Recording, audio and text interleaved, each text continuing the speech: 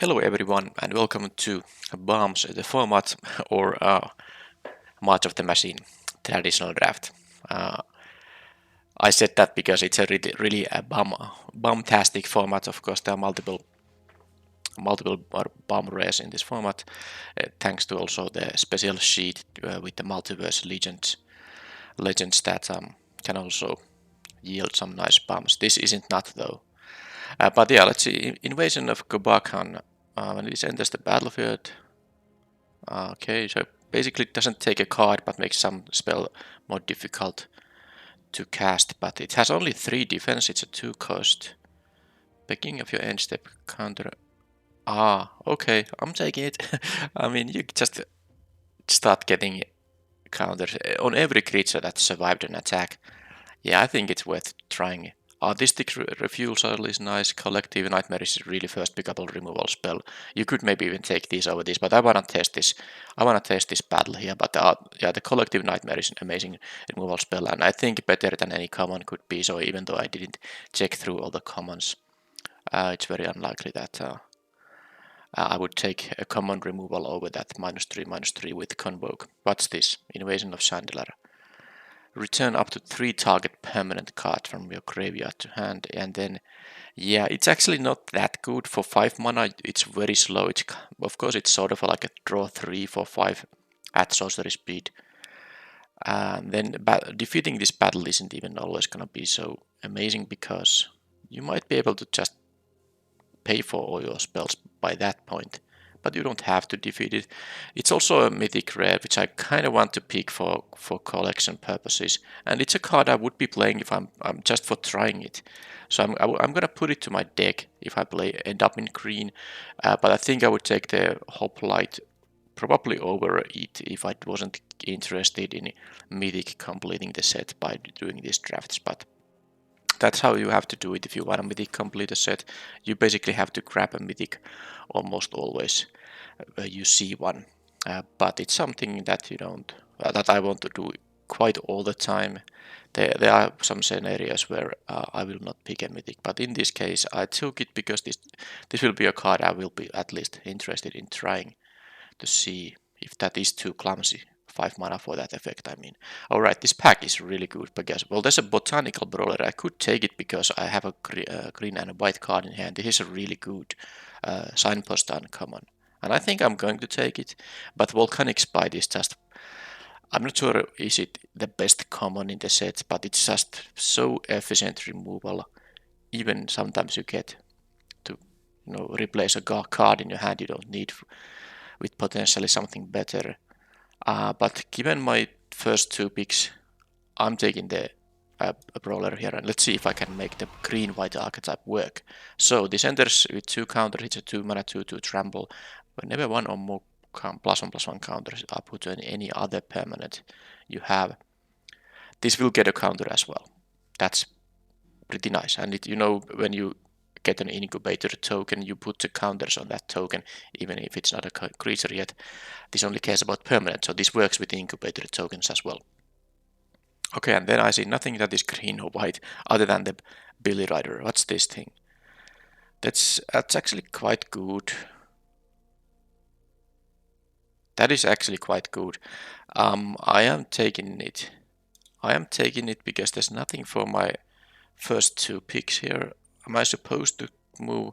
No, there's nothing like too good for these other colors that are open. No, Hygari is not. I mean, a couple of blue-red cards. I mean, I guess the Storm Sculptor would be another pick if I really, based on that pack, kind of make the assumption that blue-red is going to be open. But the blue and red cards in that pack, they were not that amazing, even though there were a lot of them. Now there's a Finn, the Fang Bearer. This is a 1/3 Death Toucher for 2 is just it's so defensively amazing, and I guess in some rare cases you might be able to connect with this guy 5 times for the poison win, but that's not really going to happen in this format. But it is really decent as a defensive play, so I'm going to take it. It trades with anything that doesn't have first or double strike. And then it can just, the 3 toughness means that the opponent might not even be able to attack profitably at all. I like the Astral Wingspan, but I could still, just be interested in having a green and white deck. Although now there's some good stuff like the Furnace Gremlin. I think this is quite nice. If you can just make this at least 2 power when it's about to die, which basically means you need 2 mana, then it's already gonna be great. And then if you can pump it even more, and you can use some equipment or other effects to increase this guy's power, this is gonna be a really nice 2-for-1. But there's a card for my color, is the Aerial Boost. There's also the Firja. I mean, can I just ignore the green? I have only 1 white. Then there's the Invasion of New Capenna. Firja is... Oh, is it Firja? I don't know. I mean, I guess I'll take it. I mean, I really like the Gremlin. I maybe was supposed to take the Gremlin because red seems to be open, but just because I already had the black and white battle here, I wanted to take the black and white card. Now, this is a 5 mana 2/4 lifelink flyer, which is maybe 1 mana to, more than I would be willing to play with for such an card. But the fact this can actually net you cards just makes it quite decent. Okay, I think I should take the Nezumi Informant. This is just so much value. I'm gonna actually... I mean, there's also War Historian, though. I mean, it's between those two, because I can be green, white, or I can be... Well, no, with these 2 black cards picked, I'll take a black card, and I'm gonna take the Informant, because this is, quite decent value card. Okay. Well, there's playable green and white here, so I could, do that thing still. Sacrifice an artifact or creature. I don't really want to be... I mean, you can sacrifice things that are about to die anyway, that are, not trading in combat, but, that are targeted by removal. But, I don't know, Blade Master. I don't know if I'm gonna be green, white, or white, black. I guess I could take actually... Okay, I'm actually taking the Sunder the Gateway, because that works in both. Storm the Seed Core. No black in here, oh man. And there are, there's a Knight of the New Coalition. There's a Storm the Seed Core, which is actually quite nice with Botanical Brawler. 1 or more counters are put on another... Yeah, another permanent. I think if you at the same time add 1, counters to more than 1 permanent, I think this is supposed to trigger from each of them. I'm gonna take the Storm the Seed Core now. Let's forget the black after all. And then I can take this guy here. Yeah, the Assailant is totally fine. Not the best 3-drop, but fine. Squid Immortal. That's fun card, I suppose. Yeah, forget about the black. The black isn't open, as we can see. Now here, Scroll Shift does something for some of the effects, some of the cards I have. But Aerial Boost, I think, is the peak. It's a nice way to maybe defeat a battle, and also just, a trick that might not even need any mana to use.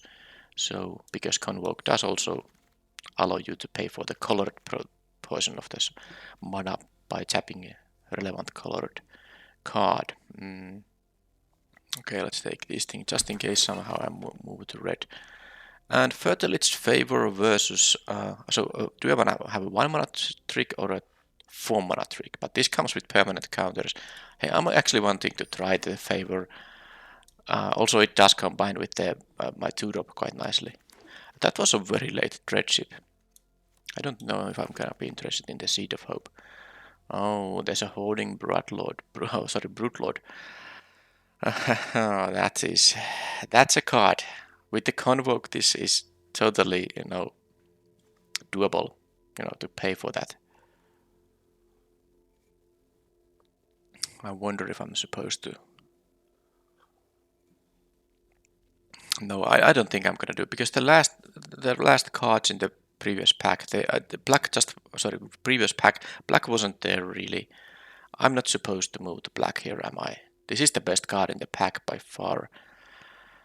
But I think I'm going to maybe take the Mori. It's a green. Also, I don't have to care about the black hybrid there.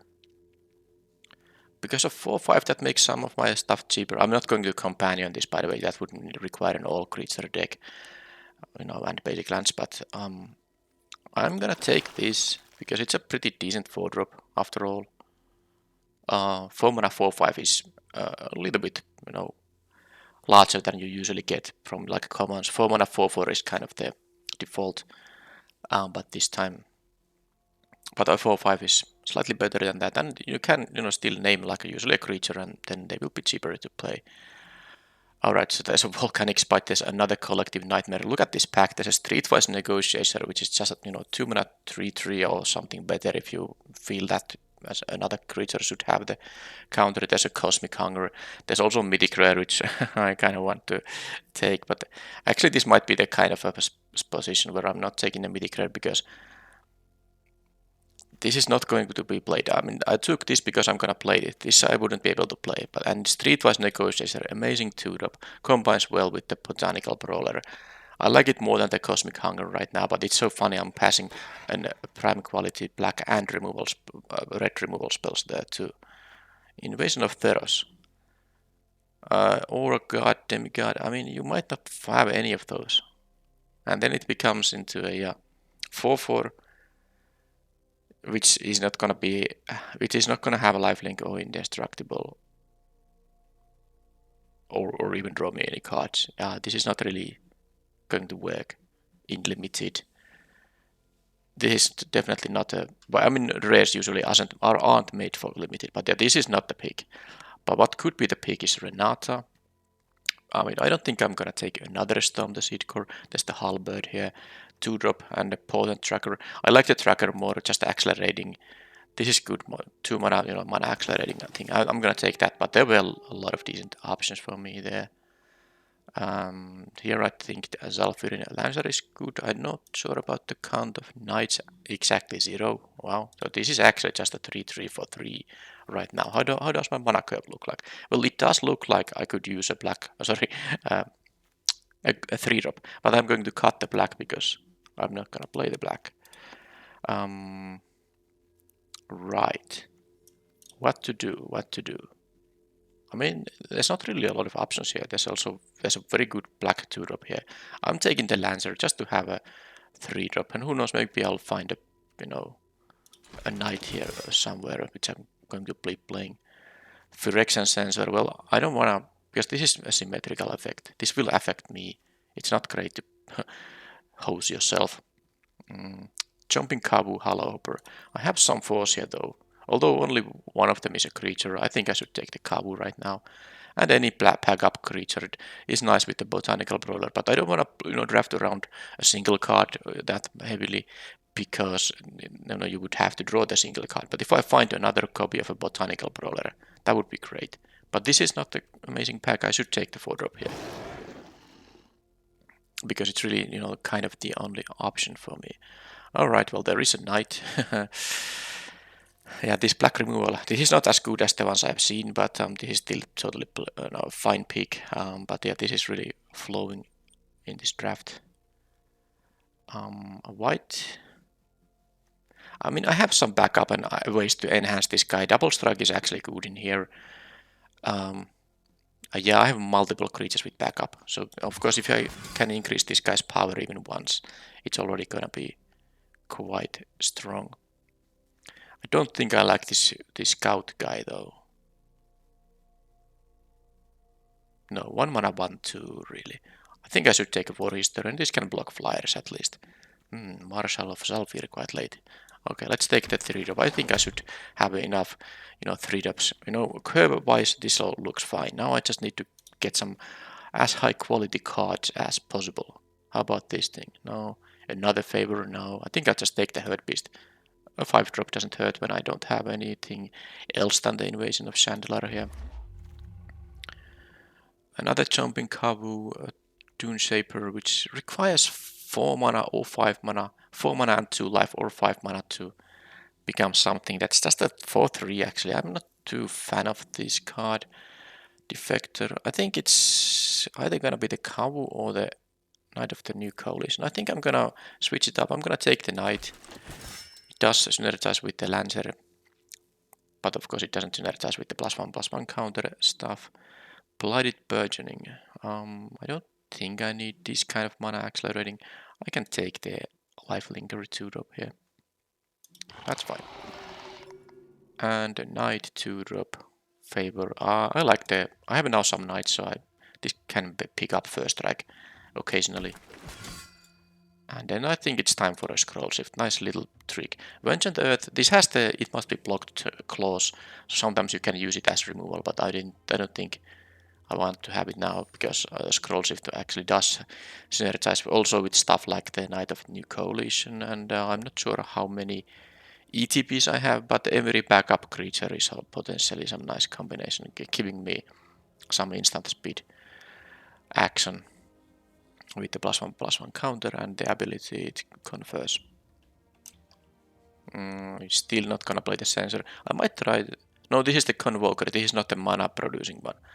Okay, I'm taking this just because it's an uncommon. I'm not gonna play any of that, but I will be actively hurt by this effect. Oh, I got a rare as the basically last pick because there's just a land. So let's take the 20 gems. It's not yet. Wow, no one is blue-white. Great. It's not 20 gems yet because I don't have a playset of these, but it will eventually kind of convert into one when I start opening my packs. City on Fire. I really want to try this card. It's a very, you have to basically tap out your mana and most of your creatures too for this effect. But if you can survive that turn and untap, that's just gonna be a crazy effect.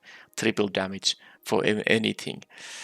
Well, this is not a red deck, so I won't be doing it here. But that is some card I'm willing to. I'm very happy to play at some point.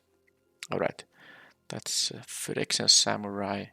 Not a knight, that was what I was checking there. I think this should be taken. This is the Planescycler that can work as function as removal if I don't need the planes. Deadly Parisian, really good card too for black, but I take that 6-drop, and then I think I'm gonna take the one of the craziest bomb creatures in the set. I mean, if you don't put the counter anywhere else, you are having a 5-mana 5/5 flying first strike lifelink. Yeah, and then you probably are fine with the 4/4 flying first strike lifelink, and then for a turn you can do some nice attack with some other creature that just got the counter. It's of course going to be the peak here. I'm just seeing what else there is. The Sigilled Sentinel that is skittering away. This is the mana adding artifact that seems not too bad. I think I would be willing to try this in some decks. Knight Errant of Eos. Okay, I think that is the pick, but I will see what else there is. This is the thing that makes my first strikers into double strikers, but by itself it's a 4-mana 2/2 double striker. It is slightly better than a 4/2 because this won't be trading with 2 toughness creatures. It can eat them, but it's still not that much different from a 4-mana 4/2. Okay, I'm taking this because you want to convoke this with a lot of creatures, and then you can get up to 2 creatures for free. By itself, when it's on the battlefield, it's just a 4/4, but you can get a card or 2 with this thing. So I'm gonna take it now. There's a Cosmic Hunger that already again passed, but what can I do? Yeah, I think I should take the Elspeth Smite.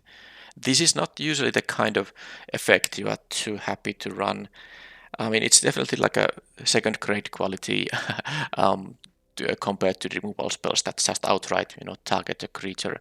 With the requirement of the creature attacking or blocking, it's weaker, but 1 mana for 3 damage is so cheap that it's definitely worth playing this in even the most aggressive decks. Yep. There's some 2-drops and stuff like that, but I think my mana curve and all is totally fine. Now, okay then. There's a Flywheel Racer, but there's also Angelic Intervention, which I think I want to have as a nice trick. Tiller of Flesh is doesn't matter if you target your own or their permanents. If you get you have to get at least 1 incubator to make it worth it, and if you can get 2 or more, it's gonna be quite nice value. And I think this deck is gonna have a lot of things at target, but I think it's still a little bit clumsy. I don't need a 4-drop and all that. I'll take the very nice trick. This is a really good trick, by the way.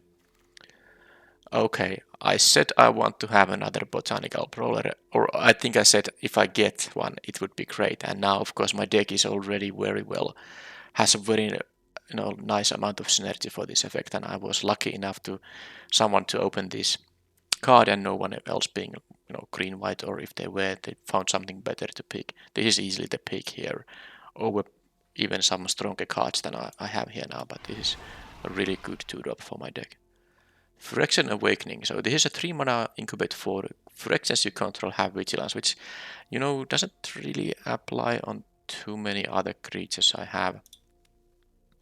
Well, I guess there's 2 Phyrexians. I don't know which of them are Phyrexians, but it's not like this pack has anything else that's either green or white or green white. This is green, yes, but it's also blue. So just taking this. Not sure if I'm gonna play it though. Okay. Well, I'm getting it. Again, it seems like I found a draft where my colors are very open. In pack 1, they weren't so much maybe, but in packs 2 and 3, that's the case. So I'm taking the Tandem Takedown over the Moloch, which is amazing sideboard card, but not so good against decks that against decks that are not those colors. Not going to play any of these. Even this as a sideboard card is not something I'm expecting to take or use. So let's take the 20 gems. Yeah, this was the pack that had the angel, so I didn't even read. 5 mana. You can fight and then you have this pump effect. Hey, let's try it. Oh, this is Skittering Severe too. Oh man, that's so good, but I wanna try this battle. It's 6 defense though, but I wanna try it. It's also a removal, and my deck is actually lacking a little bit of removal. I don't know, okay, I mean, so many cuts are required in here. What is this? This is really good though. Why didn't I pay attention to this earlier? Maybe I was confusing this with something else, because I don't know what I took from this pack, but this is a really good one. It's expensive to transform, but it's a 2 mana 2/2 in the meanwhile. I'll just take this history, and if I need some blockers for flyer, and there's the flywheel razor too. Yep, again, so many cuts to make. Transform. I won't be having incubators, but I don't think I need an inspiring charge for this deck. I have the 4 mana. I have the 4 mana, kind of an overrun effect that's gonna be good enough. And the flyer, I'm not sure if I'm gonna play it. Did I put it in the deck? I'll put it in the deck, but it at least might be something I wanna sideboard in. Okay, I'm not going to companion Umori. If you are not aware, this is what it does. Each non-land card in your starting deck shares a card type. So, in limited, you just have to play at least some creatures. So I would have to have all creatures in the deck, and I would miss out on some of the great non-creature cards I have in my deck, including some removals and all the battles and all that. So this is gonna be a 4-drop. I don't think this sideboard has anything. I'm not playing the Sensor, just a 3 mana 3/3 that can bully the opponent also. But I don't really want my creatures to enter the battlefield tapped, for instance. And I have like 3 Phyrexians there. Not gonna be worth including. Oh, this is a Phyrexian. Okay then, that is 34 cards. I'm gonna cut down to 23, maybe 24, because I do have them. Tracker. Anything else that gives me mana? I guess if I play the Flywheel Razor, can I play? And then I have the Planecycler. If I play that, I guess it's with the Planecycler and the other things that add me mana potentially. I think it could be a 24 card deck. Well, I have to start doing some cuts. I think the Bonded Herd. Now, what I actually should maybe cut is the Invasion of Chandler and sideboard this in matchups where I know I'm gonna have time to,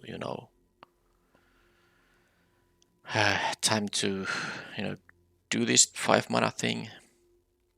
This at least allows me to deal with the creature right away. So I will play the Invasion of Muraganda. The Herd Beast is, this Herd Beast is unnecessary. Now, this is a 5-drop always. This is actually not going to be a 5-drop. I really hope I can, convoke this with, at least 2 creatures, because I have 2 drops in the deck, quite a nice amount of them.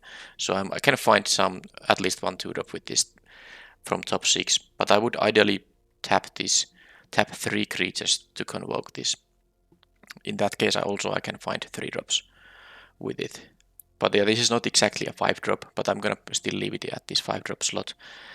And now these things are all 5 drops, so the Invasion of Sandlar. I'm not sure if this is the kind of deck that needs it.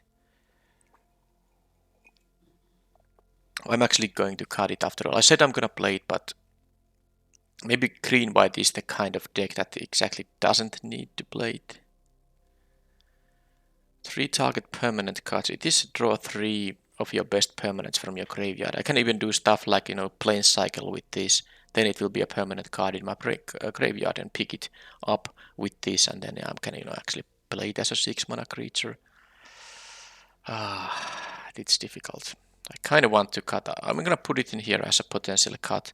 Then I like all the 4. I won't be playing the main deck 3 mana 2/2 even though it flies. I won't be playing the Phyrexian Awakening either. I don't need multiple War Historians. Maybe 1 is okay for now. And then let's see the creature curve here. 1, 2, 3, 4, 5, 6. That's 8 2 mana creatures. And there's the Flywheel Razor. And this is also not a main deck card. It's a good sideboard card when I have use for a disenchant. I want to try. This was the first pick in the entire draft, so I'm gonna keep this in the deck. Nice trick, nice boost. I like the non-creatures in here. Okay, you know what? I'm just gonna cut the invasion. It's gonna be so difficult to find the cut. So the Invasion of Sandlar, that's gonna be cut.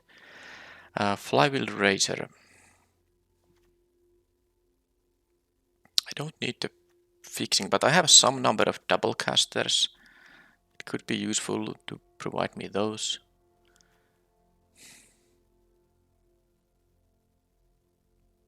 And if I cut this, can I afford to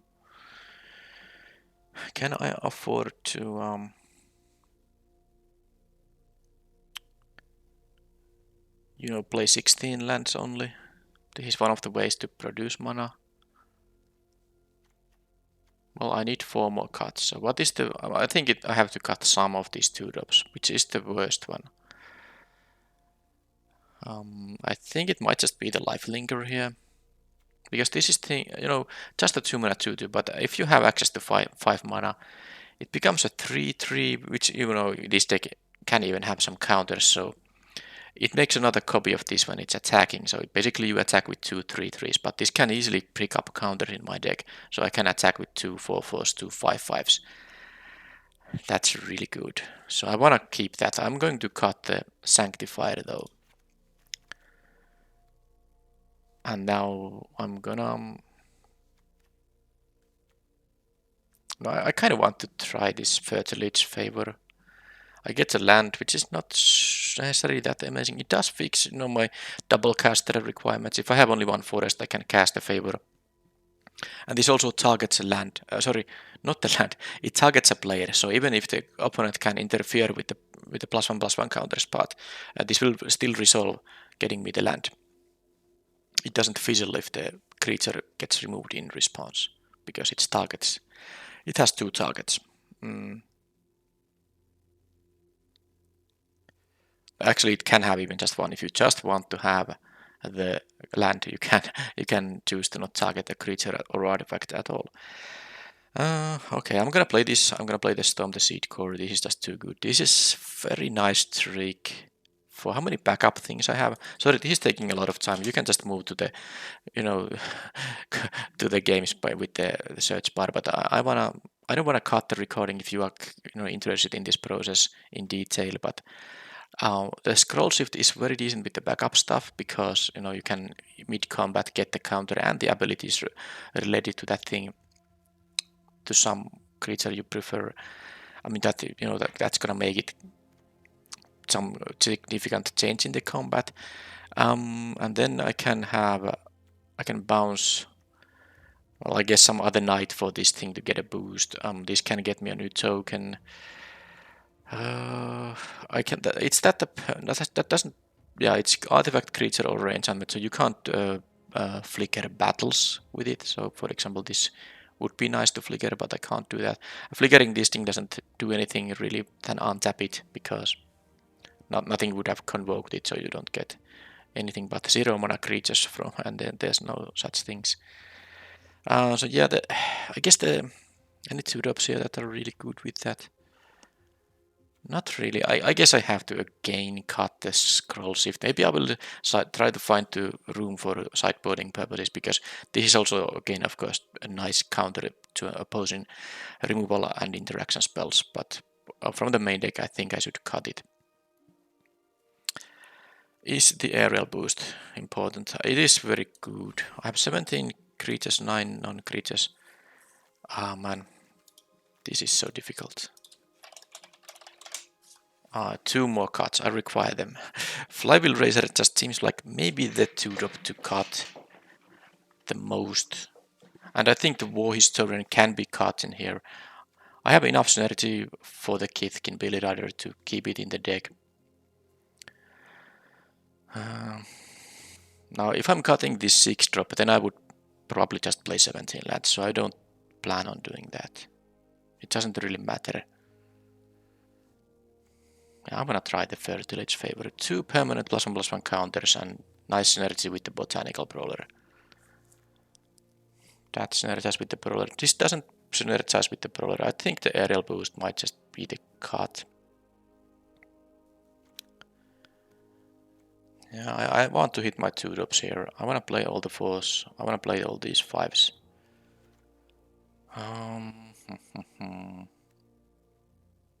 How many knights this was in the end? That is only 5, of course, and one of them is the Lancer itself, so this doesn't have too much synergy, but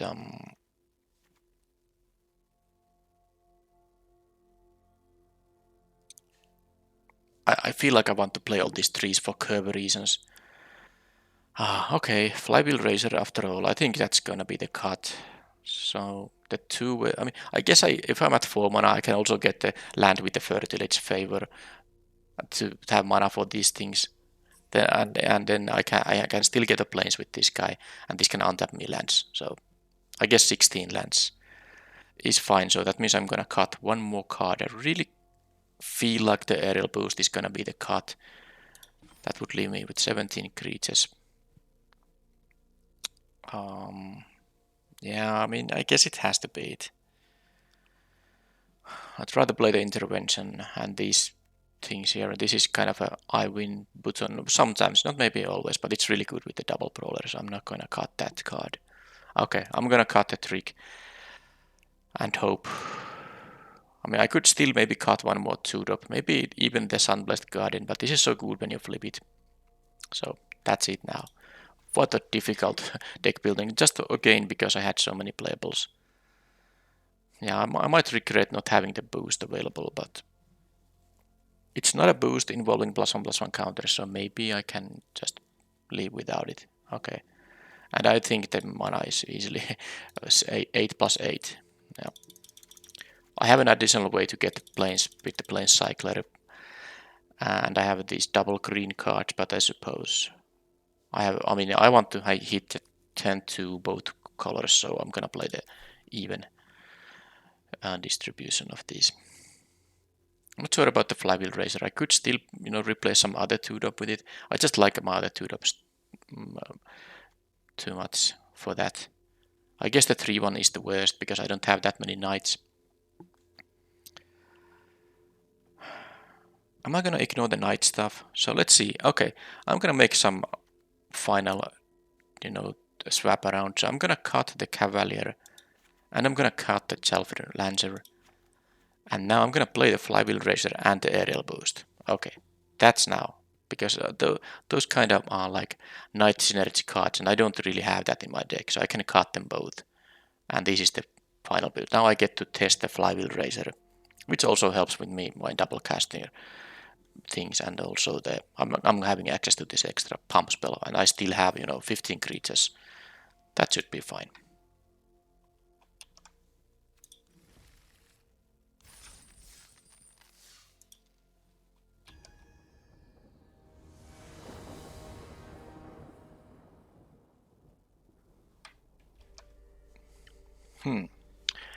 I suppose I'm taking this. I need some creature to crew this, because this doesn't add mana unless it's crewed, so...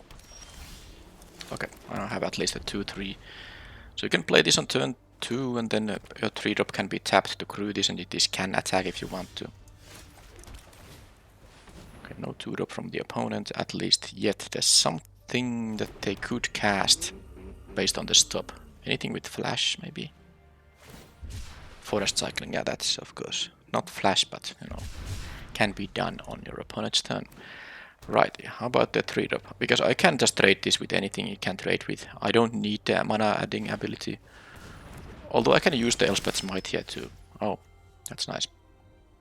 So play the Historian, and then I will crew it, because this can attack as a 4/4, so I'd better, which I can't block then. So it's better to do this. And you know, it has Vigilance, so I can tap for, if they block, I think I'm gonna use the Smite here. They might want to block it just because, you know, it can add mana to me, but now it can't, I can't use the Smite now because it won't tap for mana, but they have a Knight, actually 2, so they attack with the 5/5 here, Vigilance even. Okay. So now basically I hope that they don't have answer for the Valkyrie, because I could just play it on this turn. Just crew this and I have 5 mana.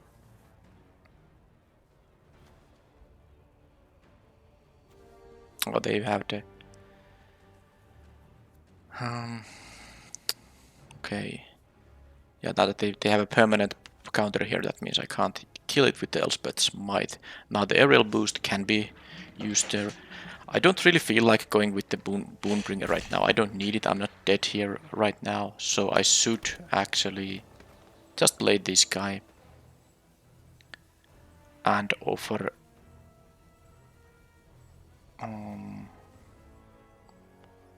I have the boost, but I won't have any white creature to tap for a Convoke, sadly. But I can crew this and then add white, and yeah, I can play the boost and the Smite still. Okay, let's just play this, and do I want to attack, because this can actually block the 2/2. I think I'm gonna go for the race here. I don't have to. That will leave me mana up for them. Now it might be a little bit risky here, but I kind of feel like I'm racing here. They're gonna go to 13 here. I don't expect them to block there. Now what I can do, because the 3/3 is good enough to block the Sigilled Sentinel. I'm only taking 4 here. So okay, counter on target creature. Oh, they have that thing, which is sadly not gonna work for me. Yeah, now I needed the aerial boost. That would actually be insane, because I can crew this, but then I don't have the 2 mana anymore. Yeah. Ah, man. Aerial boost would be so good here. So I'm gonna actually just use the Smite on... let's crew this anyway, so I can block it with it at least, or use the Elspeth Smite. Now I have, of course, options. I can still block the Lancer. Yeah, no, this... sorry. I can just... this is best. I mean, I didn't even realize. Of course, it was a fight effect, so this would be dead on the Smite here. Yep. So now I have the choice between blocking this thing and trading, or I'm not gonna want to give them this guy, or just use the Smite here. Now this always needs to be crewed, so I think it's better in fact to just do this. This means I necessarily won't get the... I need the 5th mana for this thing, but I have the Planecycler here. With a land drone I could also just, you know, actually exile this thing. But I'm still gonna do this. Leave the Smite for some other...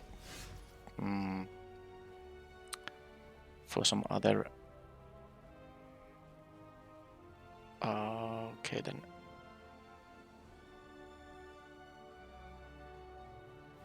I didn't want to draw a 5-drop. I mean, I actually was interested in basically anything else, like a 2 or 3-drop to let me double spell. Now it's not an option here. So...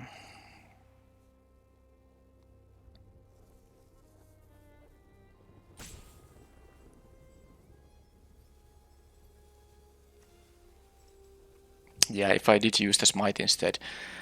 That would have been better. I think I just have to understand that there's no way I'm going to. I need to do something, and now I have mana up for both the aerial boost and the smite. So that's the thing. I'm not gonna raise anymore. I want to try to protect the invasion of Muraganda. Hopefully they don't get to just deal with the war historian, because if they do, I have nothing else to. I mean, at least this isn't gonna be beat right away. It's gonna go to 1 defense counter. That's fine. Okay, now whenever they get some counters, it's gonna be awkward. But I will try this. They probably have some trick, but I have 2 tricks, so it's fine. There's a instant speed thing that kills a tapped creature, so I should just not convoke here, even though I could convoke here. But there's no point leaving 1 extra mana untapped here. Now with the smite, as long as they don't have a kill spell right here, I guess they might have the, the instant speed bite effect. Well, then I just have to try to win with this. I mean, this can win by itself if they don't have a removal for it, so. If they have a pump spell of their own, then their smite will finish the job, hopefully. Unless they have the one that gives protection. Okay, that was fine. That was totally fine. Because now I can go to... Let's deal damage first, so stop off the damage. Like so, and then this is still an attacking creature I can target with this. It's safer, of course, to do it that way, so they don't have the opportunity to instant speed kill it. If they're gonna use their last card here to save that Lancer, that means they need to... Okay, they actually had all that. Wow. Can you believe it? But now my, bomb creature is going to... Well, it's actually not able to trade with this, so they're gonna get the stupid thing here. Because they got also 2 counters thanks to this effect here. Well, I mean, I'm just gonna try to raise them in the air now. And this is something this can do, of course, because they're gonna get their 4/4. But as long as they don't top deck and answer to the Boonbringer Valkyrie, 5 damage lifelinker in the air is gonna be enough to win the game.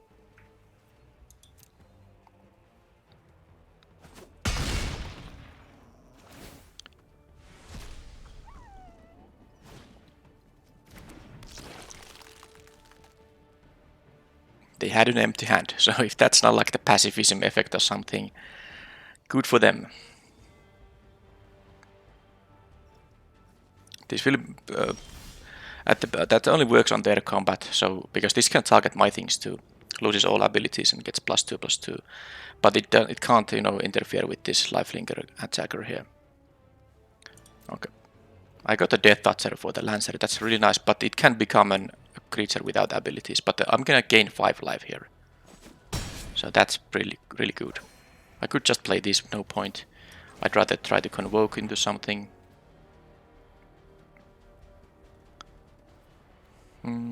Seems like they have something instant speed in their hand, but at least it wasn't anything that deals with the Valkyrie.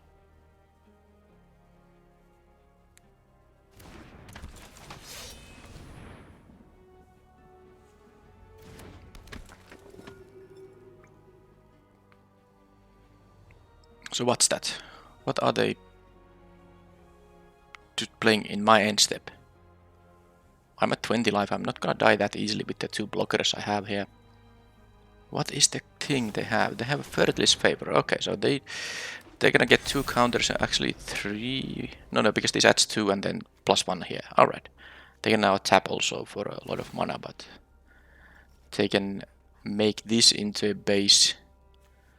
Well, they can make this lose its ability and get +2. Okay, well, I mean, as long as they can't deal with the Fin. I mean, because they can't target my thing. It's another target creature, not a creature I control. So they can make the Fin into non-death toucher, a 4/4 non-death toucher. I think they want to do that exactly. Yes, now they figured it out. That's not a death toucher, but I also have a lethal counter attack because of the Sun-Blessed Guardian. I can make this into a 3/3. Then I will create a tapped and attacking copy of it. I will attack for 6 in the ground.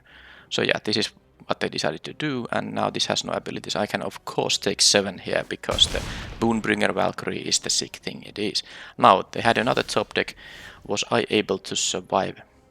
No point doing this thing right now. Am I gonna do this pre-combat? I'm not even sure if I want to tap the Finn, although it's not... I think it's important to see if I actually get to connect here. I was able to connect here, so... I don't need any additional cards in here, but being at 18... Because if I tap both of these, I can get a 2-drop from top 6. Even 2 if I've revealed, you know, if I see 2 in there. But, let's see, the worst case is I don't see anything. And they also get to kill this for somehow. I still take... I take almost lethal. I need blockers here, so I'm actually going to... I think the safest way to do this is not to convoke at all. Or maybe convoke 1. Then they need to deal with 2 blockers and then... Because they can give +2/+2 to this guy, for instance. 6, 13, 17. It's actually not lethal if they give just... And I don't have 1-drops, so there's no point to, you know, tapping one guy. Yeah, I have no 1-drops at all, so I have to tap both or neither. It's a really...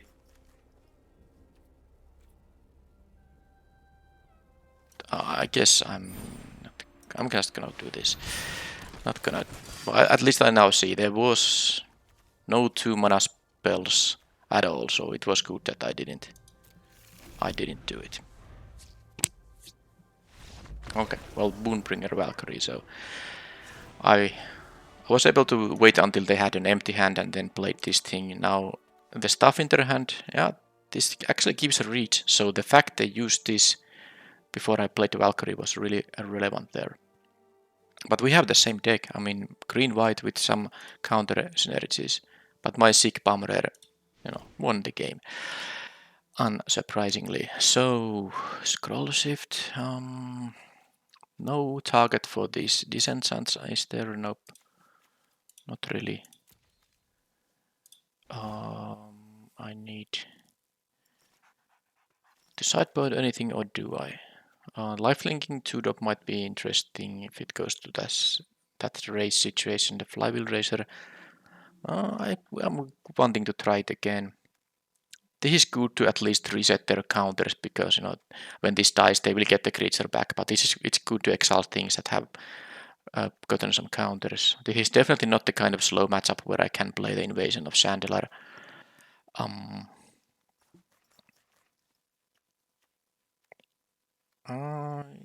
I still want to play the Storm the Seed Core, it's so sick with the Brawler. This has even trample, so if this is like a very big creature, jumping it is no option. Okay, I think I will just use the same deck. I could have the lifelink in 2-drop maybe, but not sure. Because they easily play creatures that, you know, can not worry about a 2/2 sized creature. Oh, I wish I had 1 more mana here. They mulligan. I'm gonna have to do that too. I'm not gonna gamble on drawing a land here. I can go to 6, and this is of course a nice hand. I just do have to decide which is not the card. I mean, kind of the Umori, but then again, it is a big creature. This is just a 3/3, but yeah, I guess my turn 3 is the... I can play these first. I think the Historian is something I don't want to have here. I want to have the 4/5 because it's, you know, of its size. And I got another green here because this does require double green here now. Okay, so I'll play the one with 3 power. I know I can give a counter to Finn, but it's not really... I'll try to see if I can actually start the race here. Let's play the what is effectively a 3/3. So they have a lot of pump spells. This could also be a cycling card. But I saw some pump spells which can also target, of course, my creatures, so that's what the pause was for. Another Lancer here. Okay, well, I will have my... Well, first let's see if they are gonna try to trade with it. Probably not, but I have now my Death Toucher, so I don't want to kind of tell them that I have the smite, so I should play the planes now. That forces me to leave a white mana up here, of course. Because if I play the forest and tap 2 forests, that's a little bit more suspecting. So now I will just trade with the Finn if I'm given the opportunity to do so. Next turn I can play the Umori. And then I hope I don't flood out because I have drawn a bunch of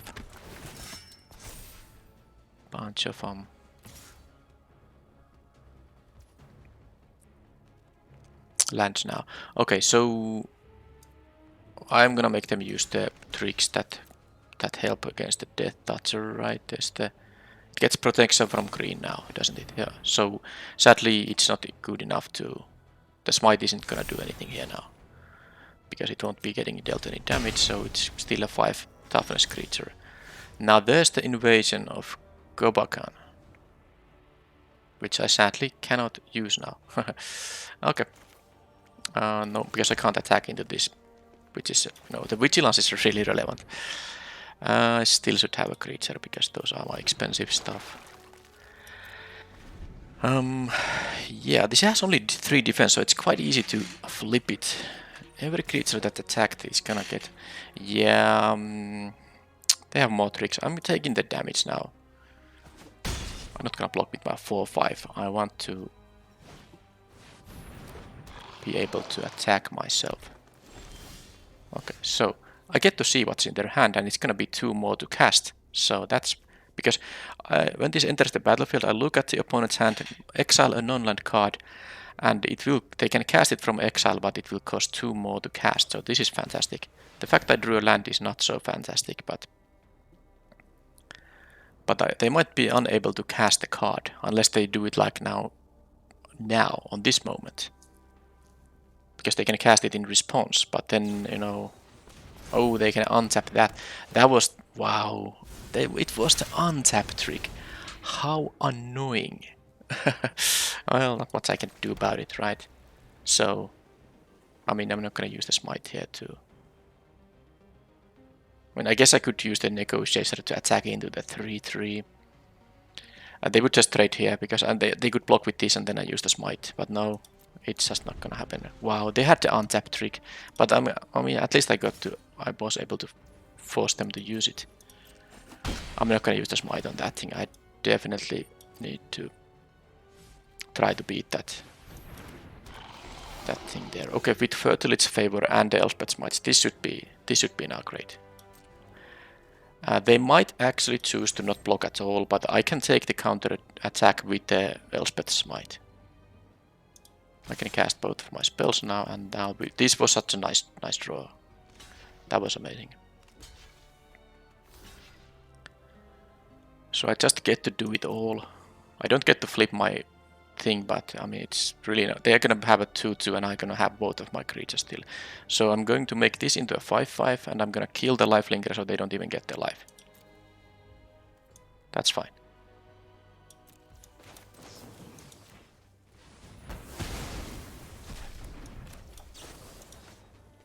I'm the player, this is the creature. I get a forest, doesn't matter really. Now, they need to top deck pretty well here now. Both of these will, transform the battle.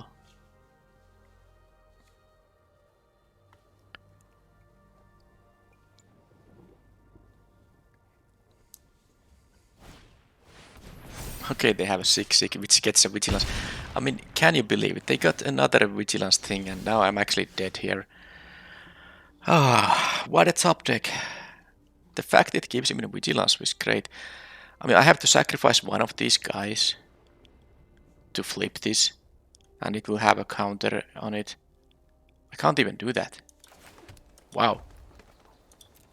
What a draw. I'm dying in 2 turns here now. That was a top deck, exactly what they needed. Any removal spell doesn't do it. They had to have a way to enhance this guy while it still is able to block. Well, I guess. I mean, I can still draw something here, but I mean, I'm dead if I don't. Wow. Wow, wow, wow.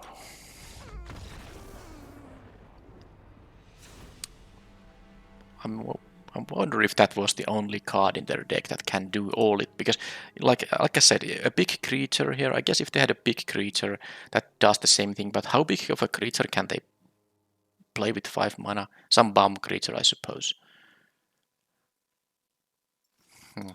Okay. well, I mean, not much really. Vigilance.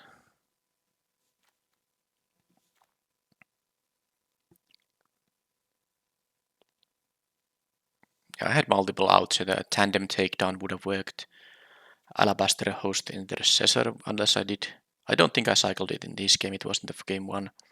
Of course, this would have worked. Yeah, I had many outs there, but only 2 turns to find them, so not that easy. Well, I don't. I mean, I just like the deck. I simply need to, have better stuff than they really had the. I mean, I had the perfect seas when I top decked my own. The trick that gave me 2 +1/+1 counters. But their thing was even better. Oh man, this is so nasty.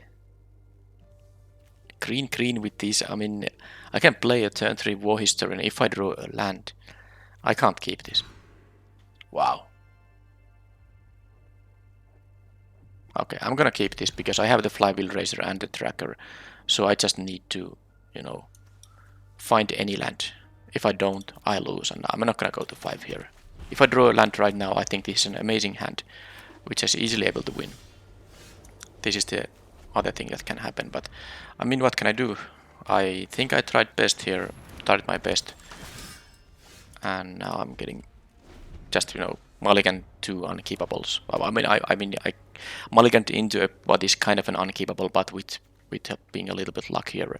This hand plays most of the spells and has 2 other cards that can, give me mana. So with another land here, that would have been good. But I mean, I guess I can wait for one more turn here. It doesn't really. Why not? Why not? I can discard the Invasion of Kobakan. But I'm facing now 6, maybe more damage, and they have pump spells and all that. I don't think I can come back here. This is basically impossible to win at this point. I'm gonna take so much damage here. Yeah. I mean, the game 2 was really. I mean, I guess. Well, to be fair, though, I won the game 1 just because I had a crazy bomber flying angel. It's. I mean, that's why I won there. So I can. I mean, I can sense the opponent's frustration that I won because of that one card. But how the game 2 and 3 went, that wasn't so fun.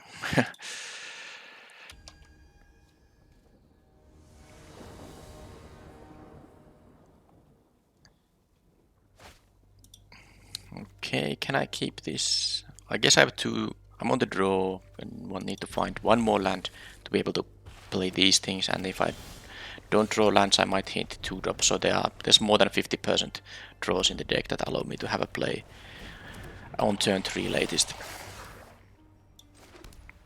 I'm not gonna boost their guy, so this is attacking a battle and gets. Okay, please don't have a battle. Now they have a hasty guy. Okay, so that is why you always want to have 2 drops, because being on the draw, not having a 2 drop, makes you vulnerable to these kind of stats. Now I got the 2 drop, but of course I can only play 1 card at a time. It's gonna be the War Historian. Let's start with that. The Death Touchers are the next ones then.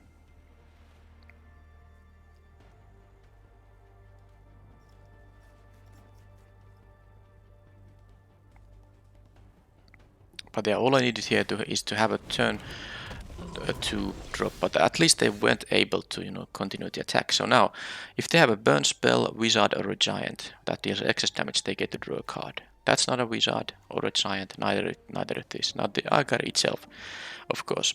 If this trades with a 2 toughness creature, they will be able to draw a card. But I'm more worried about burn spells, which is the reason I'm going to actually play the thing here, because that allows me to have the aerial boost up. If I play the Assailant, I can't play the aerial boost because neither of my creatures, or any of my creatures, is white. So I can't pay for the Convoke without the white creature with the planes tapped. So this is gonna be that.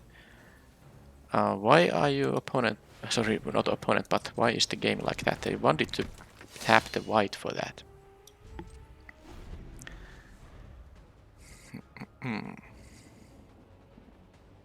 They missed their 4th land drop as well.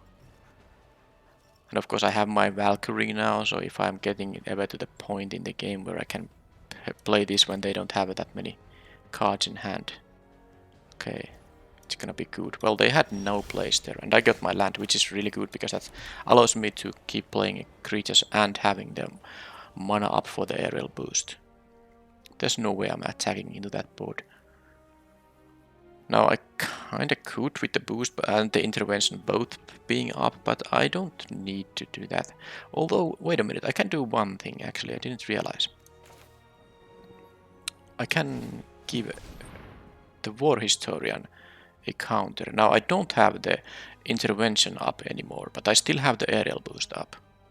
Do they have a counter spell here? Ah, they have the good one. Well, nothing much I can do about it, except consider attacking for 3. Oh, it's a shame I can't really attack here. I mean, not with both at least. This transforms into a flying haste guy. This gives flying. This has reach by itself. Of course, yeah, this giving flying doesn't... I mean, I would have to have the creature untapped before blockers. With the reach guy I can block and then give it a pump effect. So I don't think it's worth attacking at all here. It's just not. I draw 2, discard 1 and counter a spell. That's a good effect. And they hardly were able to use their entire team to that for that thing. So they're not playing anything on their own turn. I really don't like it. Because that, yeah, I mean, this is just... But it's the Convoke deck with a bunch of instants in action. I can't use my own things here, and sadly I didn't draw a creature or a land here, so... Wow, this is just a total... a turn when I can't do anything. I'm tempted to use the Storm the Seed Core, but that means all my instant speed interactions will be unplayable if I tap out for that. This is actually horrible, because this is gonna benefit them, because they will have instant speed effects. I can't do anything. I just can't do anything. I needed to draw like a cheap creature or a land. I'm not sure if I would have gone for the Valkyrie there, but...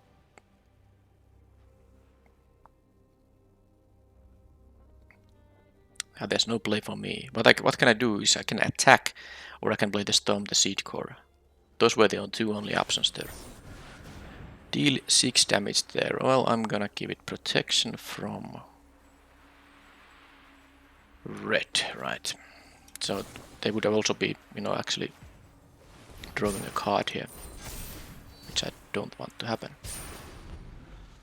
So how many more Convoke instants or instants of any kind are they gonna have? I guess if they use up all their cards, at some point I will have the Valkyrie so that they don't have an answer for that thing. Okay, Botanical Brawler, a little bit late, but I guess if it works with the Storm the Seed Core the way I think, it's gonna be pretty great. Am I gonna attack with the Fing? Because now they would have to use 2 blockers for it.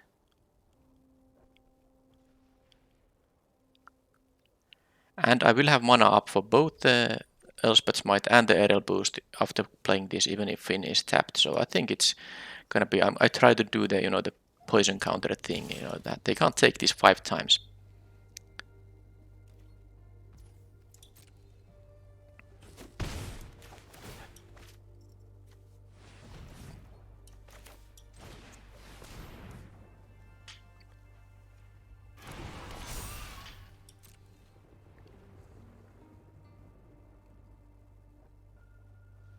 More instant speed action. Well, they are running out of cards, unless this card is gonna draw them cards, which I would really hate if that was the case. Another... and this time I can't... oh man. And all I can do is prevent them from getting a card, because I can make it into a 6 toughness creature, but it's taking 6 damage anyway. Oh. Kill that thing, draw a card. Yeah, the Agaris. That was the first card it has drawn. Let's hope it's not gonna be any more than that. Also, all that interaction.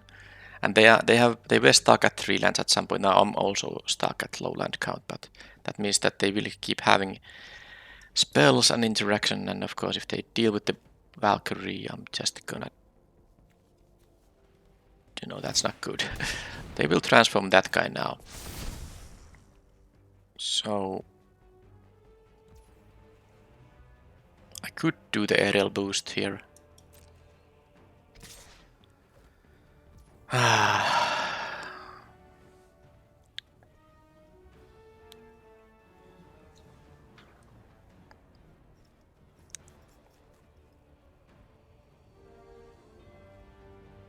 They have mana up.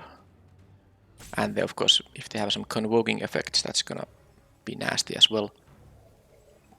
I don't really think I'm in a position to, you know, play around everything. I don't want to start taking 3 a turn here. So, I mean, I guess I'll just do this. Tap this and this.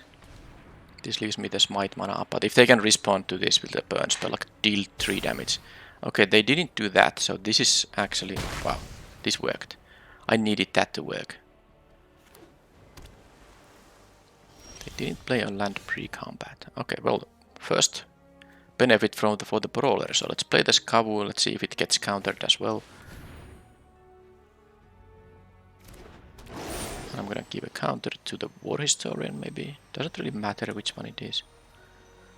Brawler is gonna get a counter here now as well. Okay. So I can attack now with this. They can't block with anything but an Eager. And I don't think they have a trick here because they would have used it in the previous round's combat. I'm not having the Elspeth Smite mana now, but I assume it's not a big deal. I'm at 16, so I can take some damage. I have a couple of 3/3s for blocking purposes. So they can block with their creatures if they pump their power, yeah. Because this had, you know, the temporary ability from this thing. Can't be blocked by creatures with power 2 or less. So they start looting. They have drawn some lands now. I still have my bomb here and I still have the Storm the Seed Core that if they just ever tap out... Although they never really tap out because convoking spells, you know, always work if they have untapped creatures. But I think, because they said when I put on another permanent you control, so I mean if I put on 2 different permanents, this should be triggering for both of them. So if I have if I put counters on both of these at the same time, this should trigger twice. That's what I'm saying. So I'm okay, they kept 2 on top. And this now, if this dies so that 3 or more creatures have died that turn, it will, you know, draw them 3. That's pretty nice for them. I do have the Elspeth's Smite though. Finally a land. Invasion of Muraganda. Would be nice to just do this thing.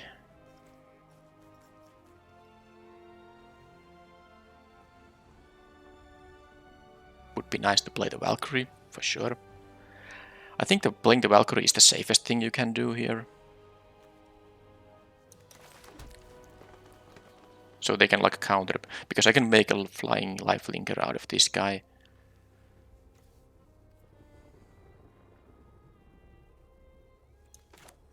Yeah, I think I'm gonna do it. Let's do it. Hopefully they don't counter it.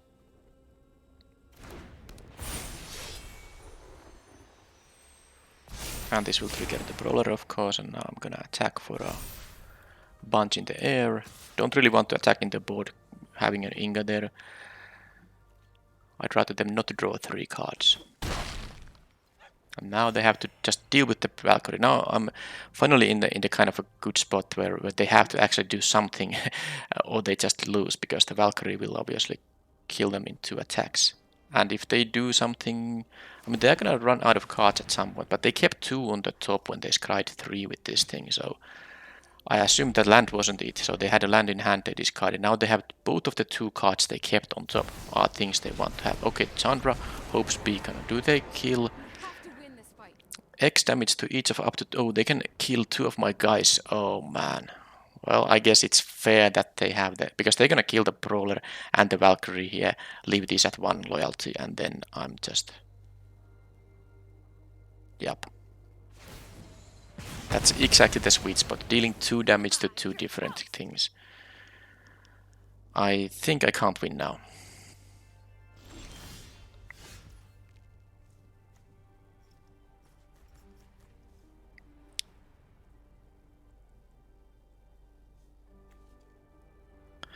At 2 mana, Exile top 5.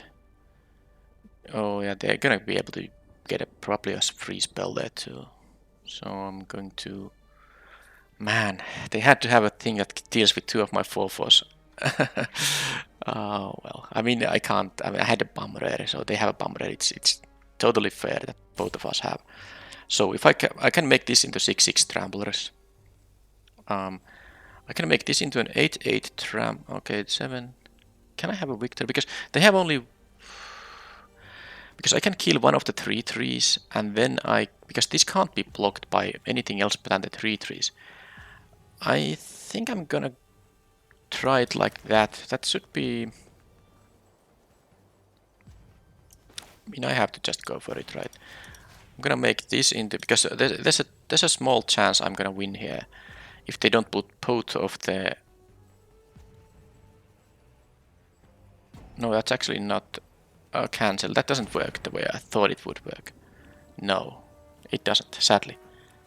I can't use the Storm the Seed Core this turn. I'm gonna do it like this.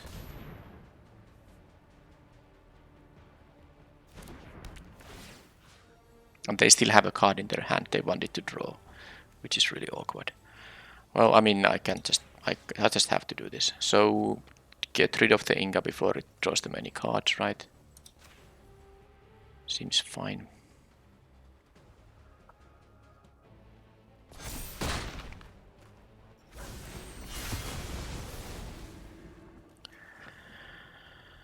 And then I will attack Chandra here, and then I will attack... I mean, Igara is gonna be blocking the Kavu, so I'm gonna use the Elspeth Smite on Igara. So it doesn't actually matter which I'm attacking here.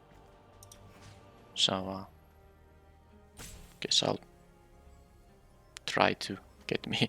I don't know, Igara is gonna block this anyway. Let's still attack the battle. Why not? Although if they take 3, that would be great. Okay, fine. Let's go attack them.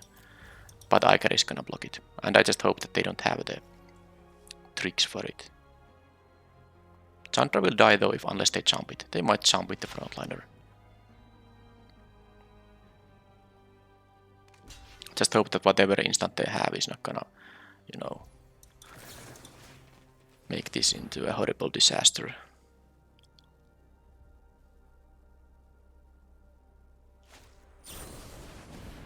Okay, draw 2, copy that, draw 4, okay. Because yeah, Chandra has a passive ability which I didn't talk about, but they just drew 4, so... I had a Bumrare they were able to deal with, and they had a Bumrare I'm not able to deal with, and that's how they win the game. They just drew 4 cards. I mean, unless this is just total blanks everywhere. Because I still have the Storm the Seed Core that is gonna give, you know, +2. I guess if they... Well, there's like a small world. They don't get to interact with the Kavu. They don't get anything with power more than 2. And this is actually gonna be a lethal, unblockable attacker with the Storm the Seed Core. I can add 3 counters on it. So an 8/8 Kavu is gonna be good. But now they're adding mana, they don't even need to use the +1 there. So I assume they are gonna play a bunch of their things. But, you know, like I said, there's a very small chance that... Okay, well that is, you know, transform as a sorcery. So unless they're gonna transform it right now, I don't care about it. But they have still a 7 mana left with 4 cards in hand. And some of them is gonna deal with the Kavu, right? It's just how it goes. It would be very funny to win this game still after them doing, you know, multiple things with Chandra. First of all, it ate 2 of my best creatures. Then it drew them extra 2 cards by copying the spell. And now, well, it gave them 2 mana, I suppose. But, I mean, it's not such a great thing. But after all that, it's gonna be good. Now, because they chose to add the mana rather than have an option to play a spell which they would even be able to copy. So they really needed the mana. They're gonna need, you know, they won't be having 2 lands untapped after all is said and done. I mean, they might leave stuff to do on my turn, of course. Because they are blue-red, a lot of their cards are instants. But they added 2 mana for a reason. So they're gonna use up most of that stuff. Defender, as long as I have 8 or more cards, I have 7. So this is gonna, but it's still gonna be 2 power, okay. So, I mean, they are going to have something. Oh, but I'm gonna get the information now. Wow, what a draw. Just for the information. This is so funny, because, you know, currently I'm winning with the Kavu and Storm the Seed Core combination. But I'm assuming they're gonna have something to say to that. But I will have full information. Unless they counter this thing, then I just have to go for it. Because of course I'm not gonna lose to the Chandra. So this thing... Sorcery activation. Oh, they have another artistic refusal. They get to copy that. I don't think copying that works, because they will have to counter and then... I think they get to draw 2 discard once only. Because this won't have a target, right? Yeah, it... Okay, I mean, that means now I win. Oh, wow. That, I mean, the unblockability action is here the thing. This is victory. Stomping Kavu. Oh, no, chomping, not stomping. Wow. And you know what? They had a counter spell in their hand. So I actually had to draw that card that they had to react to. So I got lucky there. What a game. How am I gonna beat this opponent? I'm definitely playing this, you know, because all the instant speed stuff they have, I'm gonna play the Invasion of Kobakan for that reason alone, but they have those annoying counter spells that are gonna net them in a card. They are 2 for 1s. Now it's pretty expensive, but it has Convoke. Sunder the Gateway. I don't think I saw anything.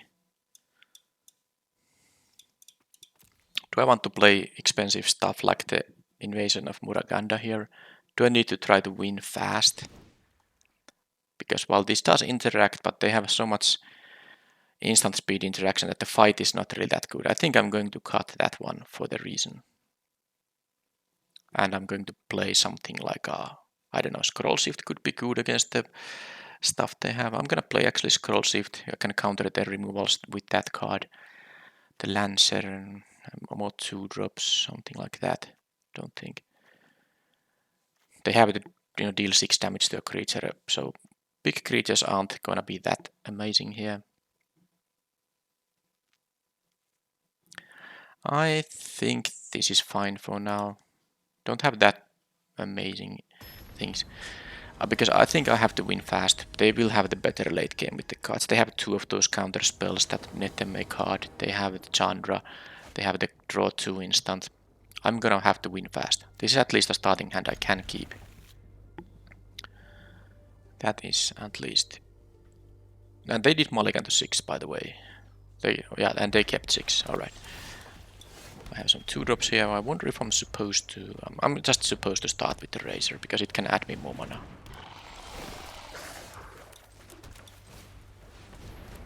Ideally, I do draw a land here, because then I can double spell. Okay, they have the hasty start. They did mulligan though, and they have not they're lacking the blue mana. I didn't draw a land, which is making me sad, but I suppose I'll just do this then. And I can attack for 3, but this would be tapped. And then I would take 4 here. I don't think it's worth it. It is not worth it. They can transform this guy, which I can kill it with a combination of War Historian and a pump spell, but that's very risky. Now I am able to... Okay, I got the land, so I have now access to 4 mana if I want to.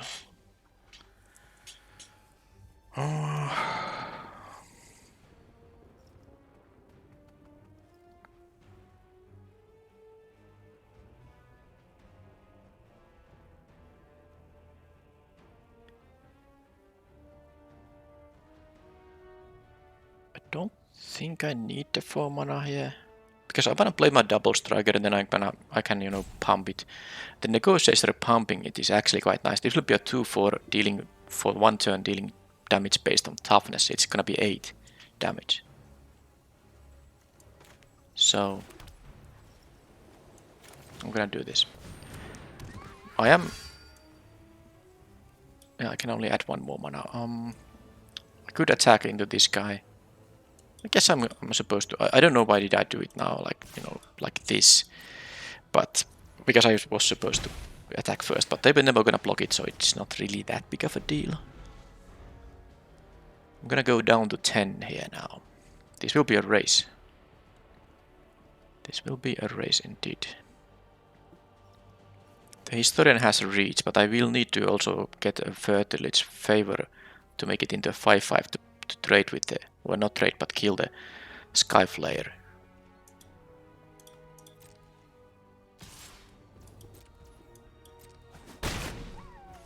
Well, they have no place. Okay, this is hopefully an easy mode now, and I did draw another land, so I have access to 5 mana this turn.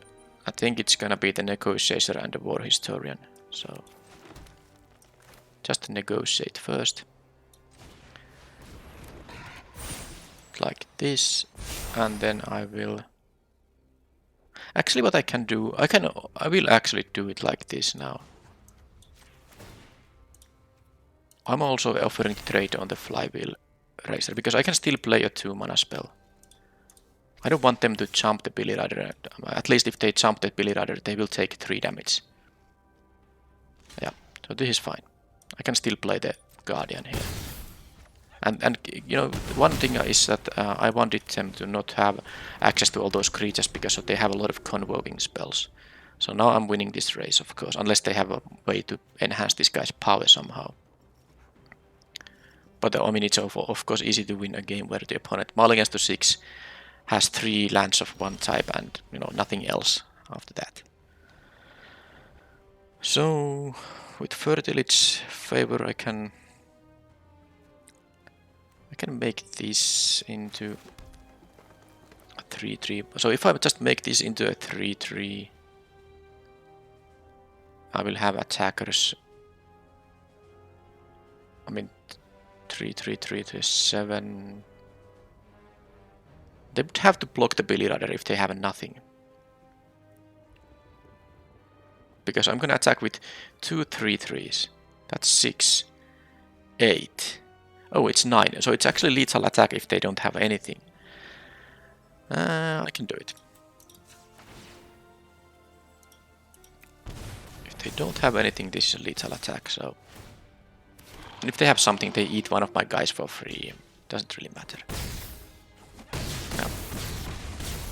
So it was lethal even if they blocked the Billy Rider here. Well, that was an easy game, but I guess my match 1, game 3 was exactly the same. I had 1 land and never drew more, and I had 1 land after mulliganing to 6 into a hand that is really decent if I draw the second land. And I didn't need to draw more than 1 land, so that was a worthy risk, I guess. Other than, you know, when the option is to go to 5.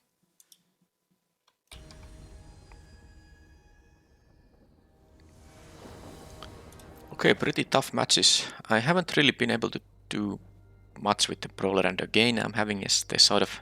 I mean, imagine if both of these were green. I had at least a lot of more playables. Now I have 1 playable, so this is a mulligan. Okay, the opponent did mulligan too, and this is a fine hand, so I don't mind. I think I have the least... Yeah, I guess the Guardian, which is requiring me 5 more mana to become a very good one, so I'd rather have all these. This can give me a land, this can, you know, untap more lands, and then I can, if I draw lands naturally, I can go 2-drop into 3-drop here.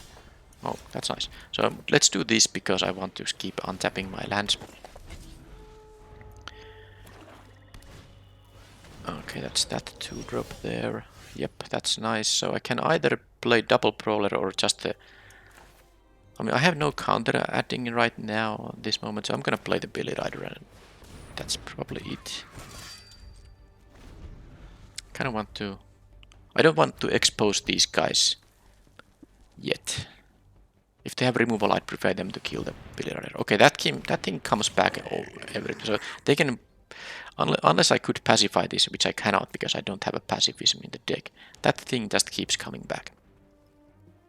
But it will always cost 3 mana. Right. And definitely I'm not supposed to exile it with this intercessor because, of course, they can just cast it from exile. Land wasn't bad, so now I can attack here still because Squeak and jump block. If they double block, this is still gonna... My Billy Rider will survive no matter what, so I can attack for 2.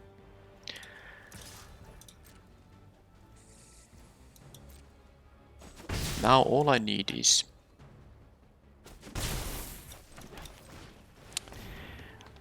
one of the many cards in my deck that adds counters. Then my brawlers will both, also... Oh, this is also... I didn't even realize, but when a thing enters the battlefield with counters on it,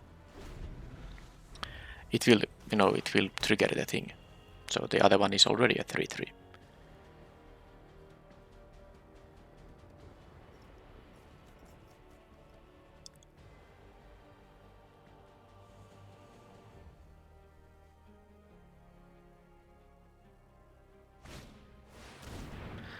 Oh, that's a really good combination with Squee. It's expensive though. It costs 4 mana to go through this cycle, but that is really good if the game goes long. I need to use the host intercessor to deal with the Rager, right? Well, that's just what's gonna happen. I don't really have any other option.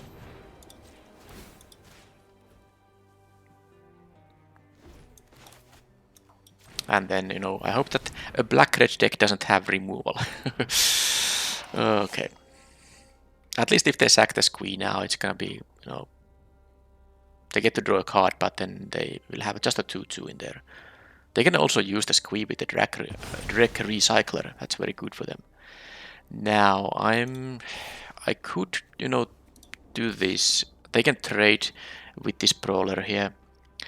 And, they can double block it, but I think it's worth it because them having to recast the Squee is going to be, a lot of mana, and they still get rid of the Recycler here. So this is gonna be an empty board, versus this board. I have a 3/4 here. I do, of course, I'm very afraid that they will just have a removal for the Intercessor, and they will get a 2/2 back. Okay, land was horrible. So they get a 2/2 back, it's a free block on the tracker. I'm not going to let that happen, although it's a... if they trade with the Brawler, then they trade with the Brawler. So, imagine if I had a pump spell there, oh man. And I have, or any pump spell works. Well, at least they don't have the Rager engine now going on. Problem is, I'm not doing anything here now. I have 3 damage output here. That's gonna be negated by, any mid-sized creature. So, I think I need to draw my Bum Angel and hope they don't have more removal. Yeah, 5 spells, 6 lands in here. I lost my synergy because I didn't get my counters. Any backup creature, I have 4 of them, and I have multiple I have multiple creatures that actually... Okay. They can back up this guy up. That's annoying. I have multiple creatures that non-creature spells that add counters. This is annoying. They can't pump the Gremlin now, so at least they can just draw a card here. Yeah, this is exactly the kind of this attack is not even going to do anything because they have a 3 toughness creature, but whatever. So problem is they have Squee going on and some synergy for it. Yeah, they just... Well, I guess I need to find my Angel and them do not have a removal for it. But I can also just draw all the lands. Yeah, this is all about me trying to draw the 5-drop. Yeah, their deck has a lot of synergy. This is a really cool deck. This is gonna become a 4/3, a 3/4 now.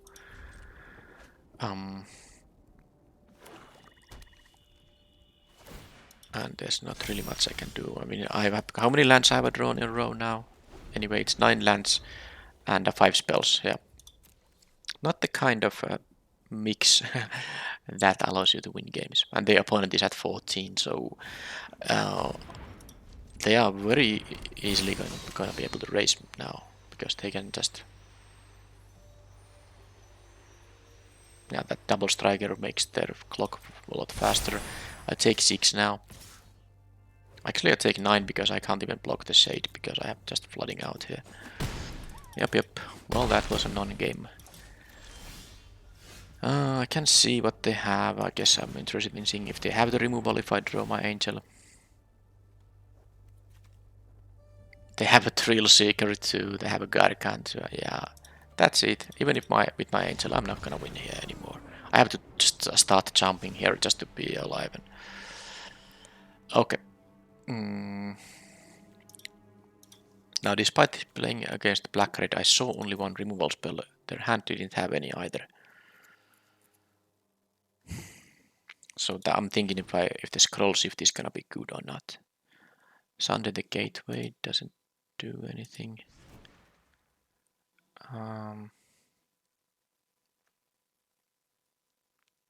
This is very slow, and they have potential for a very, very fast stuff. But maybe I should try the Mythic Rare. This is the final match in the event. Let's try the Mythic Rare maybe. What is my worst card? What is my worst card? Maybe some of the 2-drops. Not sure if I'm supposed to play the, this Invasion of Kobakan. It's very good if you just start getting some counters, and the counters are very good with the brawlers, but then again, how likely is that to happen? Okay, I'm gonna put one rare in, cut the other rare. This goes away, and I'm gonna play this thing. At least gives me something to do in the late game. Okay, fine, let's go. I just flooded out there. Not much else to say. I needed only to find one way to interact, to synergize with my brawlers, but I got nothing. And why is this deck, this event like this? So many one-landers. I'm playing 16. It's like not a particularly low count for lands, but if this was a forest, even then it would be way too risky. So let's just mulligan. At least I don't have to keep a one-lander right now. But what is the... I want to go 2, 3, 4, and this intervention is good with the brawler. I can't cut the land here, so it actually has to be the Belly Rider.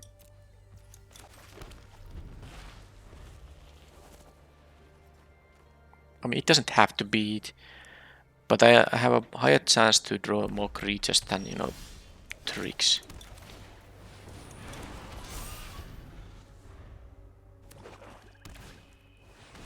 Yeah, they have also this thing.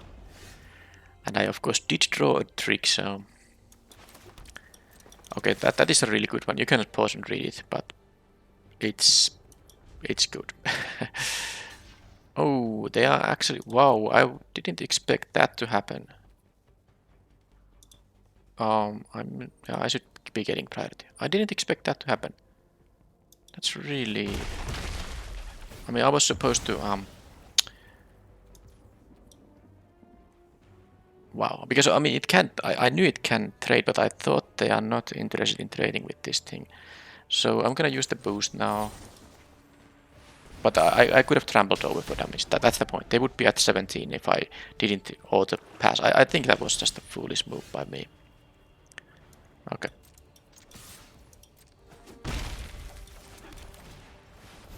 So they should be at 15. I put creature here because I definitely want to save the intervention for some other kind of spot. That was the good spot for the aerial boost. The zoomy thing. So this is the one that... Okay, we mill 3, doesn't matter for me. Oh, I lost my invasion here and drew a land again. So this can transform into a thing that puts a permanent card with mana value 2 or less from any graveyard under their control. So they get the jury back. I guess that was one reason to trade with it. Yep. So intervention, I can make that guy into a... Well, I should just do this pre-combat regardless, that's gonna boost. So let's Let's give Umori a counter. I don't give it to this one because this will only get extra counters when other things get. Yeah, let's make Umori 5/6. And then what I can do is, of course, just attack into that board and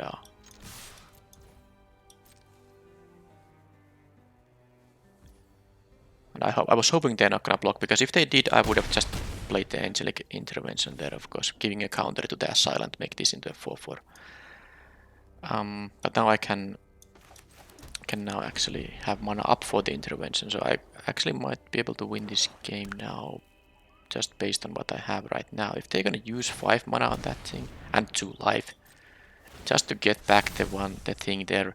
Now this will be a 4/5 menace, of course, but I have too big of a board for them to. I mean, okay, another war history. No, this is not the same as this.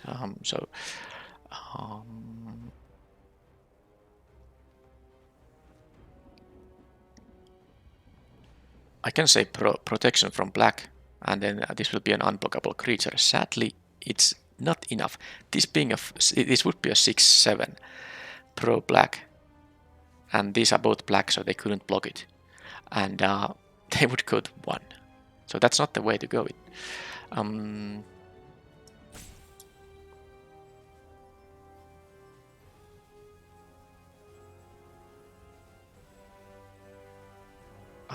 That's so close, but it's not enough. Now, if they will double block, no, they will jump with the Yuri and try to kill the Assailant, I guess.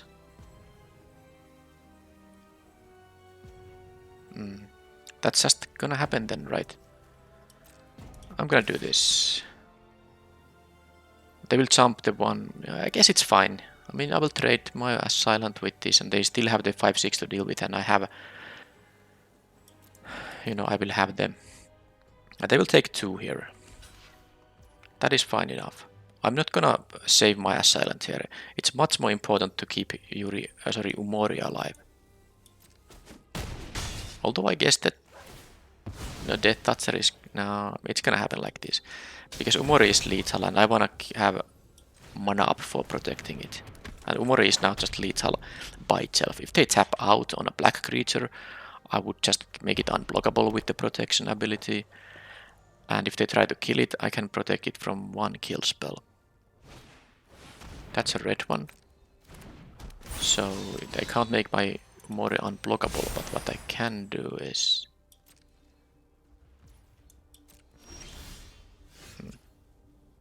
If I attack with everything... Nah, they can just put...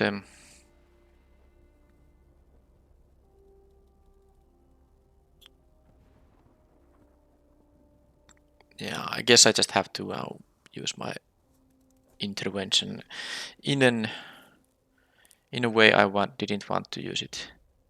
Let's see the other options. So what I can do here is, because I can also give this guy protection from, black, for instance. If I do that, this can't be blocked by anything else than the Scald.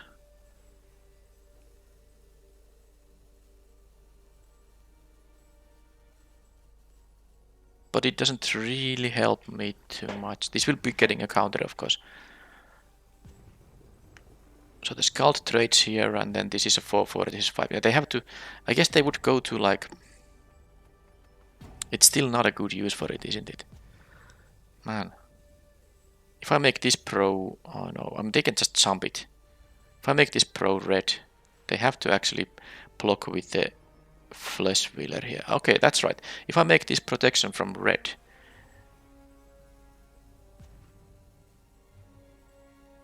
They have to put this in there.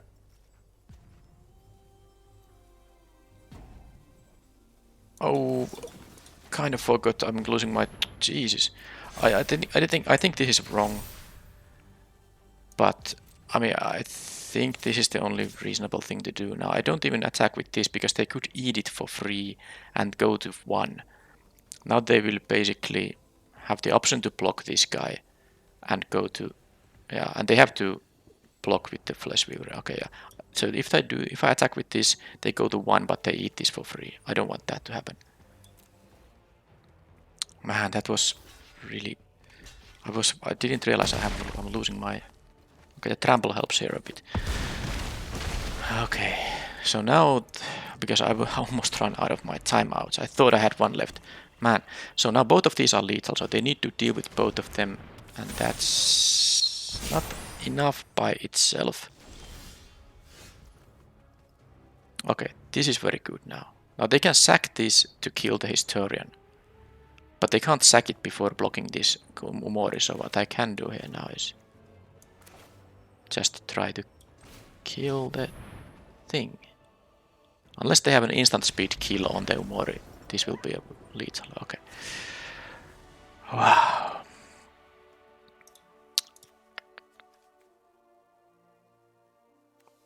Yeah, their deck is really good.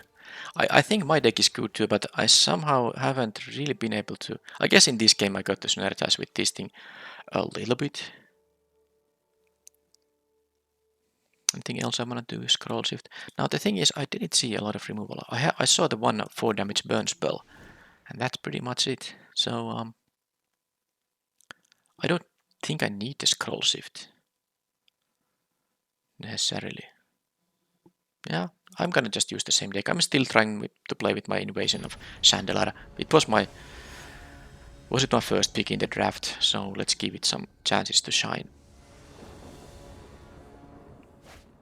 Okay, I don't have to mulligan. Opponent did have to mulligan. This can get me a land if I need it, but I can play a 2-drop here, and if I draw a land, a 3-drop as well. Maybe if I draw 2 lands, I can go 2, 3, 4. They kept 6. Okay. They have a 2-drop, and I did draw a land, which is nice. So I can now play the War Historian, I think, or the Billy Rider. Let's see what they do. I'm willing to trade with this guy. I'm not, I'm waiting until I'm at 5 mana, so let's just do the trade here. Rager, annoying, but what can I do? For Historian, I'd rather have it here now.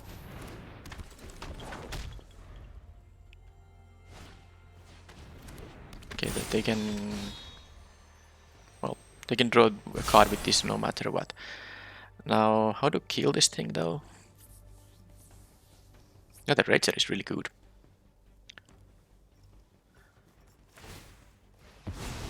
So they can sack another artifact or creature. Yeah. And they are raising, which is, does seem a reasonable thing to do here. I do hope to draw a land though. Oh, let's draw the one thing that actually is very not good in a situation like this. Okay. Yeah.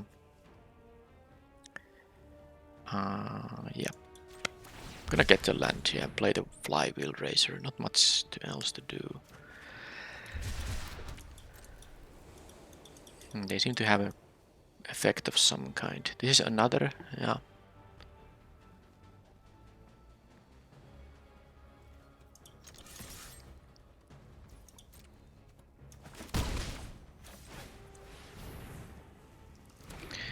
Well, next turn I can play the Jumping Kabu.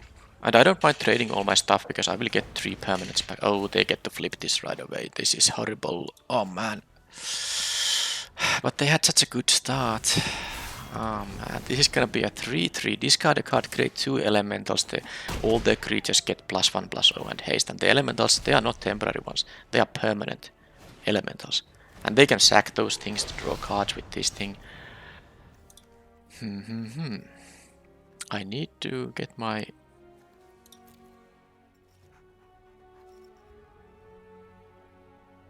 To get what?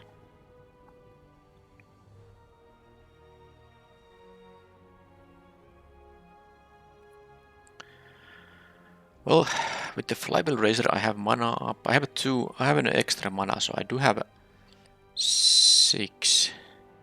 I have the Angelic Intervention mana up even if I play the Kabu, which I will be doing now. But I think the Kabu is gonna be needed as a 4/4 blocker here. But I will also try to raise here now. Yeah, trying to beat this thing is really tough. I might need my Angel actually. I need a 2 mana for this intervention anyway. I can just do this. So the thing is that I can now crew the Razor, and it doesn't have a summoning sickness, so it can tap for mana now. It can tap for a white. But if they kill the Kabu pre-combat, then I won't have a blocker because the Razor will be... I mean, if they try to kill it, I mean, they can't kill it because I can give it protection. Yeah, they had... Okay, their deck is pretty darn good. I take a lot of damage here now. A lot of damage will be taken now. Am I dead here? I'm almost dead. Because they can make 2, 1, 2. I can take 8 damage in here if they so decide.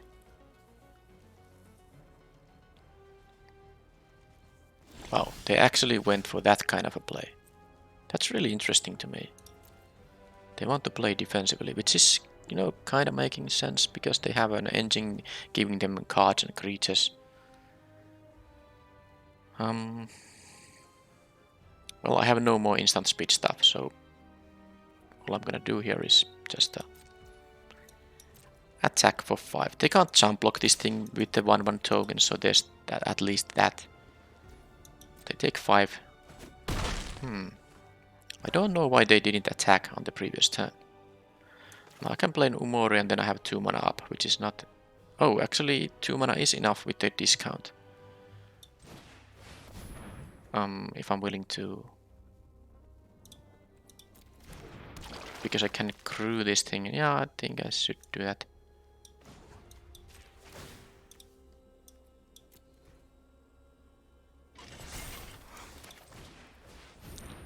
Now, 2 blockers should be enough. Okay, they had a 6 mana spell. They, yeah, understandably. So do they have like a win for this turn? I don't think against 2. Etali. They get a card, free spell from both of us. Now, what is that gonna be for each of us? Only the Boonbringer Valkyrie from me, okay? And they have a Squid Immortal. Boonbringer Valkyrie. Now, at least there was a land, so I wasn't gonna draw it on the next turn, but they got my Valkyrie. I mean, that's ridiculous. That is absolutely ridiculous.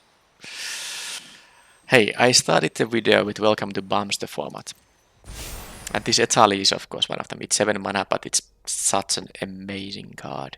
I mean, you get a 7/7 Trampler with 2 free spells. Okay, so they attack for 5 in there. Just whatever.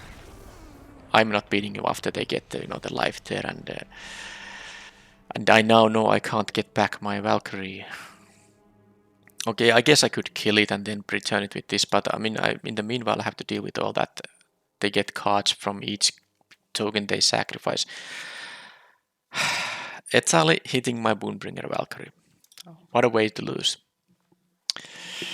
Okay, well, but this is just, you have to just, I mean, people in general have to just adjust to a BOM format such like this.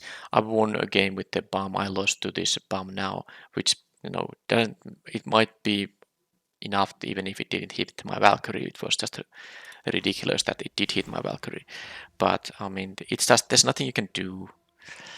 I am a bit sad about having to mulligan into a non-game in the match 1, and I had maybe some mana issues in other games too. Like, I mean, I had to mulligan a lot. Then again, my opponents did mulligan too, so that's, of course, in best of 3, when you don't have the starting hand algorithm, it's gonna be producing more, normal kind of hands where you don't have the ideal amount of mana and spells. Yeah, I'm a bit sad I never got to play the Storm the Seed Core with at least one of the brawlers on the battlefield. Because if you target like 3 creatures that are not the brawler, I think this is gonna trigger 3 times. And with Trample it's gonna matter a lot. So only 1 win in this event, but all the opponents had very decent decks, of course, so then when you play against good decks, it's not that easy to win. But it was so ridiculous to lose the Italy in the final game of the event. Anything else? Was I disappointed by anything here? Not really. I guess this invasion of Kobakan. Now it is only 3 defense, so I think because I mean sometimes you should be able to just easily attack into this. I guess it is gonna be better in decks that have flyers. I didn't even play my one option, so I guess in blue-white it's going to be better because there's not only the +1/+1 counterpart, but also that you can sack this to protect your creatures for a turn. That's also really good. So I think I'm still willing to play this in my white decks, but it's not that great. The attackers that get the counters, they must first survive the combat also, which again makes it so that having evasive creatures is better because they don't necessarily get blocked at all. But yeah, of course 1-2 is always not a great result, but you saw the games and the matches how they went, and I think I did my best at least. So next video in a couple of days, I hope you'll come back for that, and thank you for watching. Bye bye.